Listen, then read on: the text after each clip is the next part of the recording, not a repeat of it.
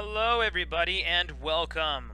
Today we are going to have a somewhat quick lecture and discussion of two very important documents. One you're probably familiar with, and that's the Declaration of Independence, and the other you may not be as familiar with, and that's the pamphlet Common Sense, written by Thomas Paine. Both of these documents were written in 1776. Common Sense came first, followed by the Declaration of Independence. Now, my objective with this lecture is to give you a sense of what these documents are. We're going to read through some of them and look at what they say, but also try to understand what the importance is with these particular documents. Now, some things you need to be aware of by this point. You should have some sense of what the major causes of the Revolutionary War were and the War of Independence. Okay, but by the time 1776 rolls around, we have to keep in mind that the American Revolution, or the fighting, has already begun.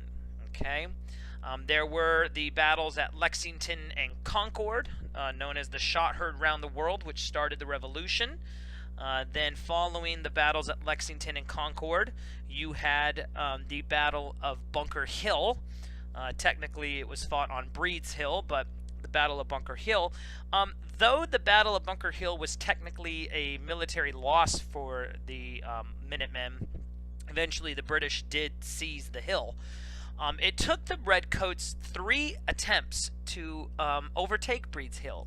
And in the process, I think something around 1,000 British Redcoats were killed trying to take over this hill. Now, you might want to fact check that particular number, but the point here is that though it's a military loss for the United States, it is a morale boost.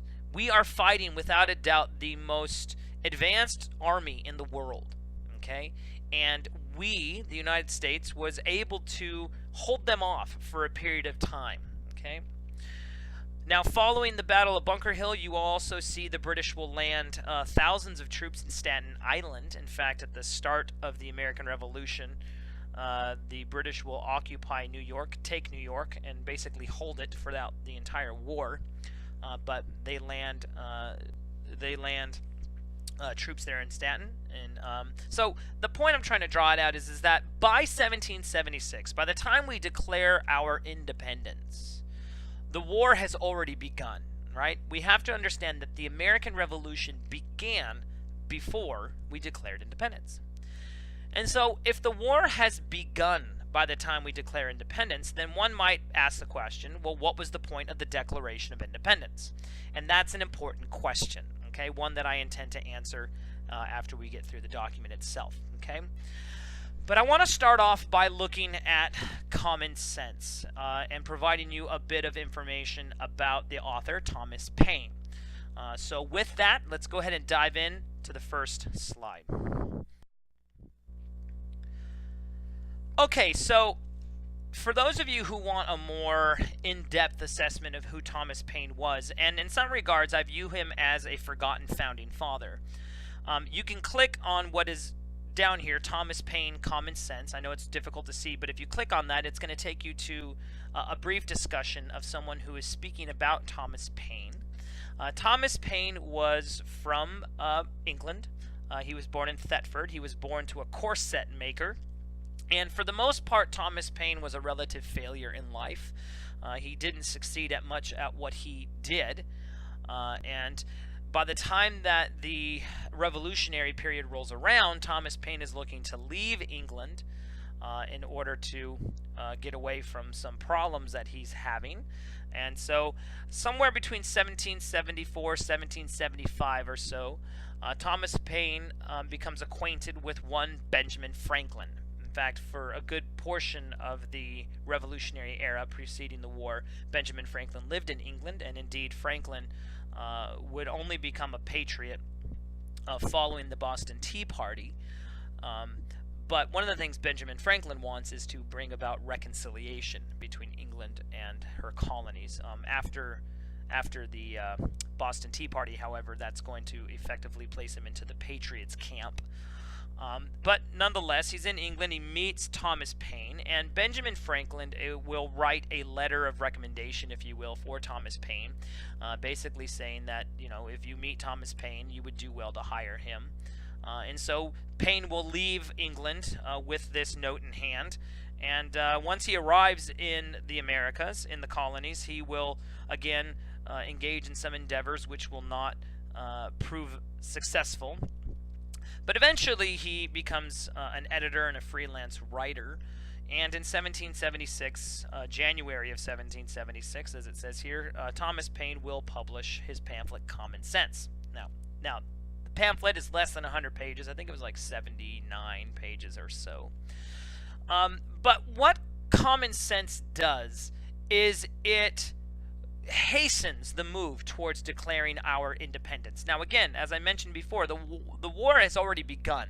The fighting has already started. And there are still individuals, a good number of them, what we would refer to as Tories, or loyalists to the crown, who do not necessarily want to move towards independence, right? What they want is reconciliation, okay? But what Thomas Paine is going to argue, essentially, in Common Sense, is that it is commonsensical for the colonies to become independent, to break away from Mother England. And the target of Thomas Paine's Common Sense is not Parliament. Now, this is an interesting shift because earlier on in the Revolutionary period, we hear this whole no taxation without representation. And Parliament is sort of the focus, right? We do not have members in Parliament, and Parliament is passing laws that are causing us problems in the colonies, right? They're taxing us, right? By the time 1776 rolls around, Parliament is no longer the focus. It is the monarch. It is King George III. And Thomas Paine makes that very clear in his book, pamphlet, Common Sense. Okay? It says here, while many were ready and some prepared for a break with England, a great deal more struggled with the issue of allegiance with the crown. And basically, Common Sense, in effect, argued that one's allegiance was not to the crown, but rather it was to the Americas and to being an American. Much of what John Locke argued in his two treatises of government finds its way into Common Sense. But what I want to do here is I want to read to you portions of this pamphlet. And of course you can find Common Sense online. I'm sure you can get it for free. But I'm going to be reading you just segments of a part of the pamphlet entitled Thoughts on the Present State of American Affairs. So just sit back and relax for a second while I read to you some of the things that Thomas Paine argues. Okay? Again, he's trying to help convince those who are on the fence, those who do not want to declare independence. He's trying to convince them of why they should declare their independence. And this is what he writes. He says, and I quote, "In the following pages I offer nothing more than simple facts, plain arguments, and common sense, and have no other preliminaries to settle with the reader than that he will divest himself of prejudice and prepossession, and suffer his reason and his feelings to determine for themselves, that he will put on, or rather that he will not put off, the true character of a man, and generously enlarge his views." In other words, he's basically saying, I know some of you may disagree with the central premise of my argument, but at least read this with an open mind. What is it that Paine wants us to think about? He says this. He says, "I have heard it said by some that as America has flourished under her former connection with Great Britain, the same connection is necessary towards her future happiness and will always have the same effect." In other words, what Thomas Paine is saying is that, hey, some of you don't want independence because you're going to argue that the American colonies have been connected with Great Britain for her entire existence. And in order for the colonies to continue prospering, they need to continue to be connected with Great Britain. Thomas Paine says, no, this is a fallacious argument. He says, we may as well assert that because a child has thrived upon milk, that it is never to have meat, or that the first 20 years of our lives is to become a precedent for the next 20. Okay? In other words, he's saying, look, just because America has flourished to a degree by being connected to Great Britain, that doesn't always have to be the case, right? He says it's fallacious to make this argument. It'd be the same as saying the first 20 years of your life has to be a precedent for the next 20 years, right? What happened in the first 10 years of your life will set a precedent for what you will do the next 10 years. He says, this is ridiculous. For I answer roundly that America would have flourished as much and probably much more had no European power taken any notice of her, right? He says, look, the United States, or what will become the United States, you would have prospered just as well without Great Britain as with her. You do not need Great Britain in order to succeed and prosper on, okay? Now, this is one of the arguments that Paine is making, okay? I'm going to move on here to the next slide, go through some stuff, and then I'm going to read to you a little bit more from Thomas Paine's Common Sense. All right, it says here that Common Sense sold more than 150,000 copies within 3 months, and everybody read this particular pamphlet. George Washington noted that it was working a powerful change in the minds of men, and that powerful change had to deal with shifting people's opinions from being loyalists to being more revolutionaries, okay? What else is it that Thomas Paine is saying in his work? He goes on to state this. He says, look, not only do you not need to be connected with Great Britain in order to thrive, he goes on to state that we have boasted the protection of Great Britain without considering that her motive was interest, not attachment, and that she did not protect us from our enemies on our account, but rather from her enemies on her own account. Okay? In other words, he's basically saying, look, some of you want to remain loyal to Great Britain. Some of you want to remain loyal to the king. But you don't understand that the reason why he protects you, the reason why he has any attention to you at all, isn't because he cares for you. He doesn't have an interest to loving you or to, having a specific attachment to you. Instead, you have a vested interest. The whole point of a colony is to make the motherland money, right? He says, look, don't sit here and think that King George III is attached to you somehow, right? Have you ever been on a date with someone who tells you they love you and they're saying all the nice things to you, but really they have one thing in mind? Their objective is to do certain things with you, right? And they're just saying what they have to say to accomplish that objective, right? That's what Thomas Paine is saying. Great Britain doesn't love you. They have an interest in you. And the only reason why they even sent troops over here, presumably he's referring to the French and Indian War, the only reason why they protected you was because if you had fallen, you could no longer serve their interests, right? France was not the enemy of the American colonials, Thomas Paine argued. He says the only reason why the French were our enemies is because we were connected with England. If we had not been connected with England, then the French would not have been our enemies. In fact, that's one of the key arguments that Paine will make. He says France and Spain never were, nor perhaps ever will be our enemies as Americans, but they will probably always be our enemies as subjects of Great Britain. Okay, so it is advantageous to break away from Mother England. Okay, right? He goes on to state that I challenge the warmest advocate for reconciliation to show a single advantage that this continent can have by being connected with England. I repeat the challenge. Not a single advantage can be had. Our corn will fetch its price in any market in Europe, and our imported goods must be paid for by them where we will, not where Britain will. In other words, the market economy that you have here, you don't need England to make that work. In fact, Thomas Paine says that as long as people eat in Europe, you will fetch a good price for your commodities, right? You don't need England to do that, okay? He goes on to argue that reconciliation is now a fallacious dream. Nature has deserted the connection and art cannot supply her place. For as Milton wisely expresses, never can true reconcilement grow where wounds of deadly hate have pierced so deep. Okay? He's making plain and simple arguments to basically tell the people there is no major advantage of staying connected with England. It is time to declare independence. The war has already started, and now it's time to move and distance yourself, not necessarily just from Parliament, but more specifically from King George III. Okay? Now, shortly after Thomas Paine's Common Sense is published, there is a call for independence, and eventually there will be a declaration of independence. Okay? Would we have declared independence without Thomas Paine? Probably, but I believe Thomas Paine helps to hasten that process.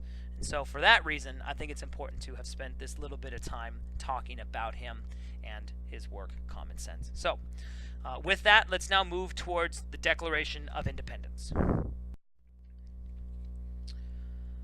Okay, so the Declaration of Independence is largely drafted by Thomas Jefferson, and one thing I do want to make clear is that while we celebrate the independence of the United States on July 4th, you must understand that the Declaration of Independence was not signed by everybody on July 4th. In fact, some people signed it on July 2nd.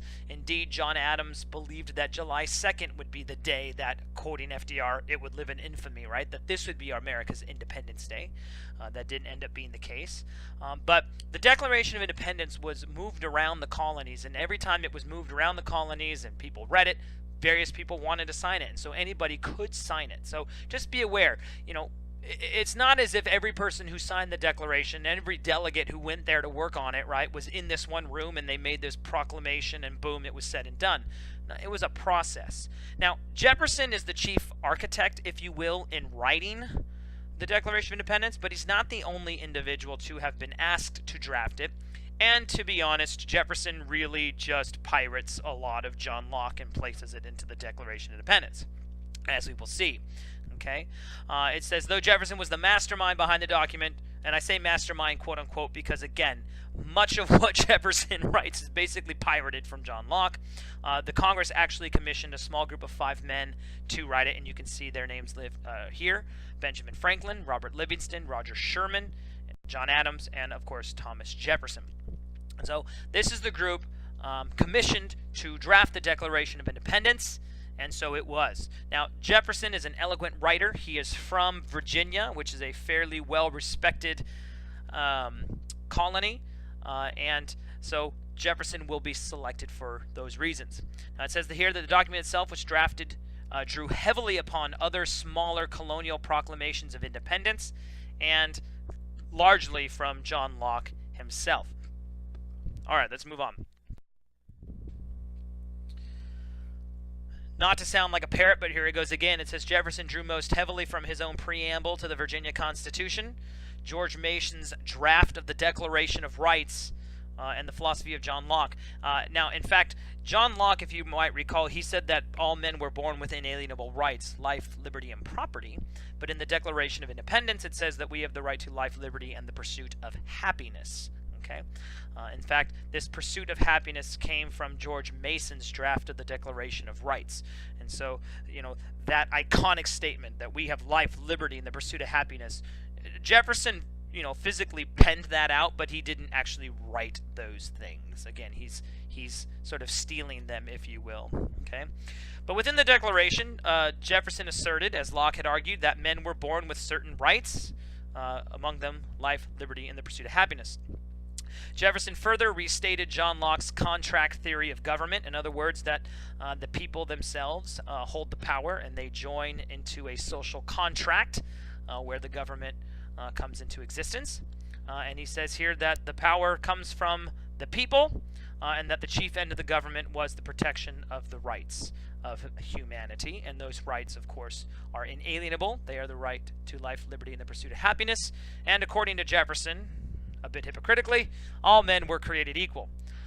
Indeed, we will deal with this a little bit later. Now, these ideas are intrinsic. They are found in the Declaration of Independence, and one of the things we're going to do here in a second is we're going to read through the Declaration of Independence to sort of make sense of what it is Jefferson is saying, but also to be able to identify, the influence of John Locke, but two, why is this Declaration of Independence important? Particularly for the time that it was in fact written. For us, it's important because in many ways the Declaration of Independence acts as a philosophical or ideological cornerstone, right? What is it that the United States believes in? Well, that's what the Declaration of Independence sort of forwards. It's not a legal document. You can't violate the document, but it is sort of the spirit of what the United States was. It is the stated values of what the United States would become. All right, let's move on. Okay, again, a bit sounding like a parrot. It says the rights referred to by Jefferson were not rights granted to Englishmen, but rather, as Enlightenment thinkers argued, these were rights derived from nature, or the laws of nature, right? The right to life, liberty, and property, or life, liberty, and the pursuit of happiness, right? These were not things that a monarch granted you. These were natural and alienable rights.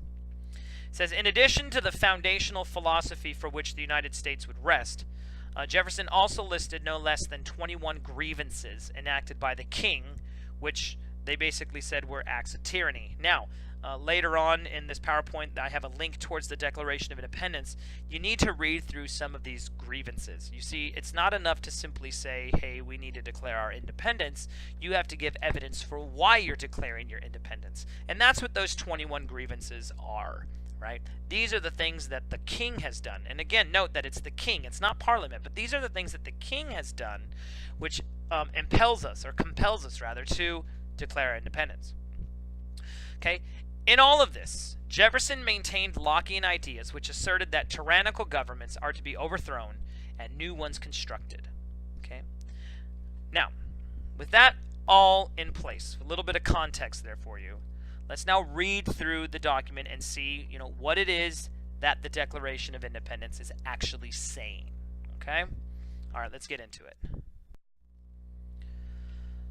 All right, so Jefferson writes the following. He says, when, in the course of human events, it becomes necessary for one people to dissolve the political bonds which have connected them with another, and to assume among the powers of the earth the separate and equal station to which the laws of nature and of nature's God entitle them, a decent respect to the opinions of mankind requires that they should declare the causes which impel them to the separation. Okay, very flowery language. I wish I could write that well. Jefferson was a profound writer. Indeed, during his presidency, he did not address the Senate in person. In fact, he wrote all his correspondences to them. But what is it here that Jefferson is saying, right? In fact, he's not saying a whole lot. We could actually make this more succinct. Basically, what he is saying is that, there comes a point in human events when one people have to not be around other people, or we have to dissolve the bonds which connect us with another person. Because this happens from time to time, we need to tell other people why we're doing it. That's all he's saying, right? He says a decent respect to the opinions of mankind requires that they should declare the reasons which impel them to the separation. So that's the only, this is just an introduction to say, hey, throughout history, times come when political bonds, when the connections between two groups of people have to be dissolved, and because we want to, be open and fair with other people so that they know why we're doing what we're doing, we need to explain what it is we're doing and why. That's all he says here. Okay, nothing profound, although we will see the influence of Enlightenment thought in this when he talks about the laws of nature and of nature's God, right? He talks about the equal station, okay? And so you do see a bit of Enlightenment rhetoric being pulled out here in this opening salvo, okay? But not a whole lot being said here. So let's move on to the next section. Okay, so he moves on to state probably one of the most significant things anyone has ever said in U.S. history, and he says, we hold these truths to be self-evident. Now, at this point, he hasn't yet stated what the truths are, but he basically is going to tell you they're self-evident. They should be evident to everybody. What is the self-evident truth? He says that all men are created equal. Now, ladies, sorry, this doesn't consider you, and of course this definitely didn't consider Native Americans. This wouldn't have considered the multitude of slaves that existed in the Americas at that time, including slaves that Jefferson himself had. Okay, but this is the value of this is one of the stated values that the United States rests on, that all men are created equal. Now, as we go through this class, you're going to see that we haven't lived up to that value very well or very often. And even today, one might argue, in fact, do we live up to this stated value? But even though we have been hypocritical and have not necessarily lived up to this value throughout our history, it is an important and revolutionary idea. Right? It's one of the things that makes the American Revolution revolutionary, that you have this notion that all men are created equal, right? So he goes on then to state that we hold these truths to be self-evident, that all men are created equal, that they are endowed by their Creator with certain unalienable rights, that among these are life, liberty, and the pursuit of happiness. So what is a self-evident truth? All men are created equal, and their Creator gives them certain rights that are life, liberty, and the pursuit of happiness. Now, one thing I do want to point out is that Jefferson does not say God. He does not say Jesus. Okay, he says Creator, right? Jefferson, by all measure, is a deist. There is this notion that the United States was a Christian nation founded on Christian principles to create and forward a Christian type of environment. A lot of historians today completely reject that notion, okay? But what we can say is that Jefferson, among many of the founding fathers, did believe in a higher power, whether or not they called that power Jesus or Creator. That's to be determined based upon an assessment of each person. But here he says they're Creator, okay? And not to go down the rabbit hole any further than that, let's continue to move on. He goes on to state that these truths are self-evident. All men are created equal, and they have inalienable rights of life, liberty, and the pursuit of happiness. Okay? He says that to secure these rights, governments are instituted among men. What's the purpose of government? To secure the rights of humanity. What are the rights? Their life, liberty, and the pursuit of happiness. Does this make sense? Hopefully. Obviously, if you responded, I can't hear you, but that's what he's getting at, right? He's saying all of humanity has certain rights, life, liberty, and the pursuit of happiness, and they are equal. And these truths are self-evident. And the only reason why a government exists is to protect, to secure these rights of life, liberty, and the pursuit of happiness. And where does the government gain its power from? He goes on. He says that to secure these rights, governments are instituted among men, deriving their just powers from the consent of the governed. Where does the power of government come from? We the people. It comes from the governed themselves, not from God. It doesn't come from a king. It comes from the people. He goes on to state that whenever any form of government becomes destructive to these ends, what's the end? The protection of your rights. What are your rights? Life, liberty, and the pursuit of happiness, which is granted to everybody, right? So that whenever any form of government becomes destructive to this end, it is the right of the people to alter or to abolish it, and to institute new government, laying its foundation on such principles and organizing its powers in such form as to them shall seem most likely to affect their safety and happiness. Now, this is very Lockean. Almost everything he says is coming from John Locke, right? Where's John Locke? You have inalienable rights, life, liberty, and the pursuit of happiness, right? Where's John Locke? Where does the power of government come from? It comes from the people. That's John Locke. If the government doesn't protect the natural rights of humanity, which is the chief end of government, John Locke says, as does Jefferson, then the people have the right to overthrow it. That also is John Locke.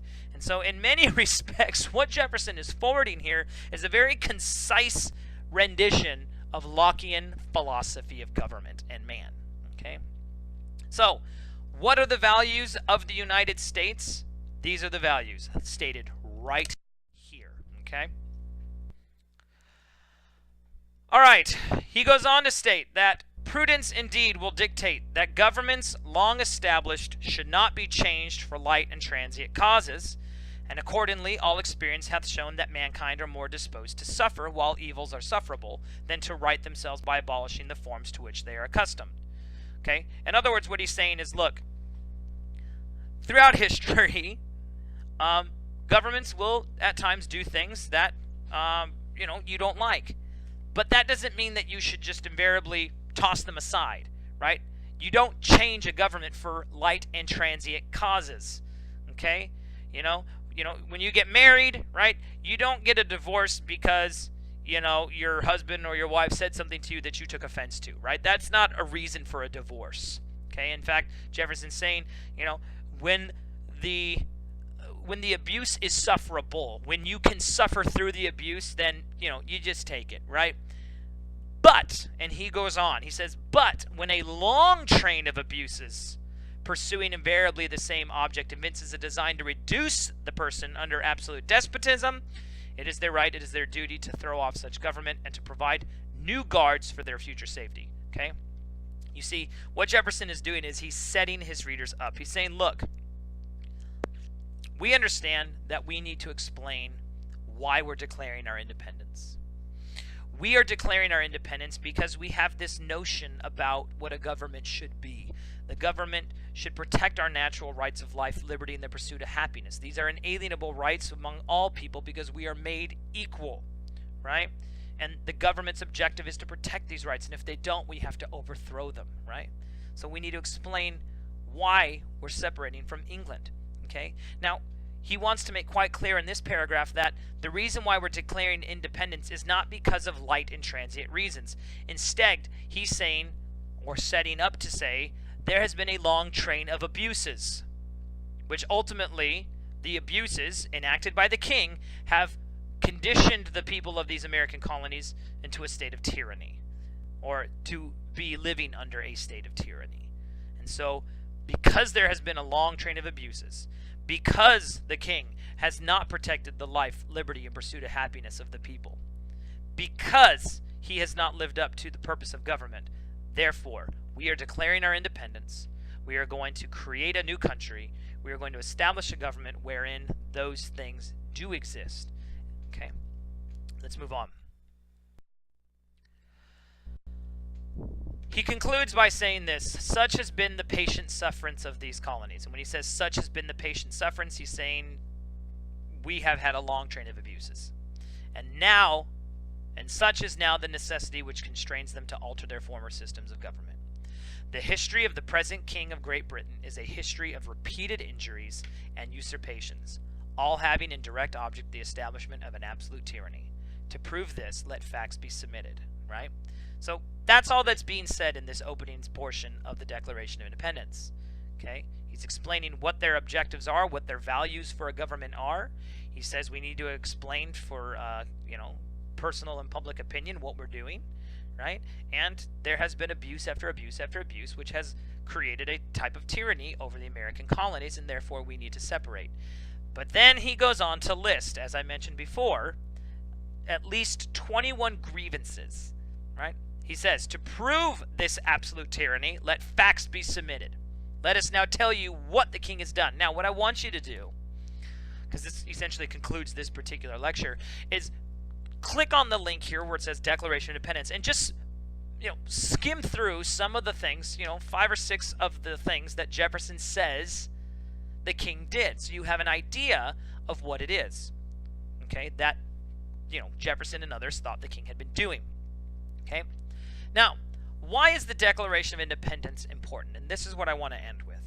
The Declaration of Independence is important for a number of reasons. For us today, the Declaration of Independence serves as sort of a philosophical cornerstone for us to be reminded of what it is this country's values were, right?